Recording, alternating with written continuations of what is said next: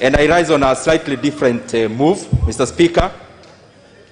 Mr. Speaker, we are in a bicameral parliament in Kenya, Mr. Speaker. That is the National Assembly and the Senate. And Mr. Speaker, from where I sit, an affront to one of us is an affront to all of us, Mr. Speaker. Mr. Speaker, I am referencing on something that happened this afternoon, Mr. Speaker, in the precincts of Parliament, where one of our own, the Senator for Meru, Senator Linturi, was kidnapped by the DCI police, Mr. Speaker. Mr. Speaker, we have seen an alarming rate of intimidation. We have seen an alarming rate of intimidation, Mr. Speaker, by the executive meted to members of Parliament, Mr. Speaker.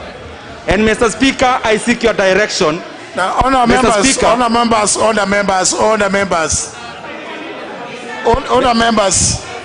let him say what he has to say. I am sure, maybe more than any of you, I have the answer.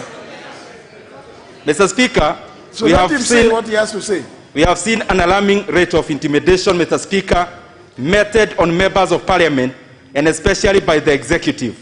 And Mr. Speaker, I was just trying to say that this afternoon, one of us, the Senator for Meru, Linturi, was actually kidnapped by some people who are suspected to be DCI officers, Mr. Speaker. Mr. Speaker, I want to say that it is barbaric, and especially at such a time that we have come to debate a document that ostensibly is bringing about good governance, Mr. Speaker, to our country. I think this is diabolical, it is backward, and it has to be stopped, Mr. Speaker, by members of this Parliament, Mr. Speaker, that is the National Assembly and the Senate. And I also want to remind the executive, we can no longer continue to guard our democracy through the barrel of a gun. Mr. Speaker, democracy is a matter of debate, Mr. Speaker, it is a matter of opinions. And Mr. Speaker, we cannot pretend and purport that we are coming here to debate a BBI report, Mr. Speaker, that purports, Mr. Speaker, to even expand, Mr. Speaker, democracy and the voices of all, when members of this Parliament are intimidated on how to debate this report, Mr. Speaker. Very well, Honorable. Mr. Speaker, I seek your indulgence that we suspend this sitting, Mr. Speaker, until we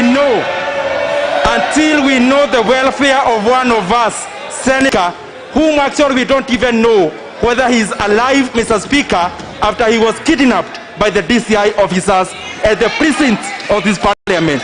Thank you, Mr. Speaker, and I submit. Honor members. No, don't get agitated, honor members. You know, if I allow all of you now to react to this, I'm sure we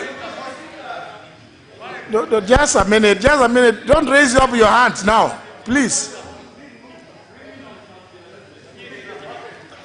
The matter which the Honorable Ndindi Nyoro has raised had already been raised with me earlier, and I'm sure, as you know, no house commands the other on how to transact its business. And the Honorable Senator Linturi has since returned to the other house. He is safe. That other house will deal with that matter as appropriate. They have sufficient rules and regulations that govern the protection of members as appropriate, especially when members are coming to perform parliamentary duties within the precincts of Parliament. So that matter is in very safe hands, Honorable Ndindi Nyoro. The Honorable Linturi is safe, and there is no cause for us to suspend, to go and demonstrate on the streets, because we are lawmakers. We don't want to do that. Let's deal with the issues. Those responsible will have to go and answer before the appropriate Senate committee dealing with issues of privileges of members. So I think let's not get excited about this. It is okay. The matter is okay. The member is safe in the precincts of Parliament.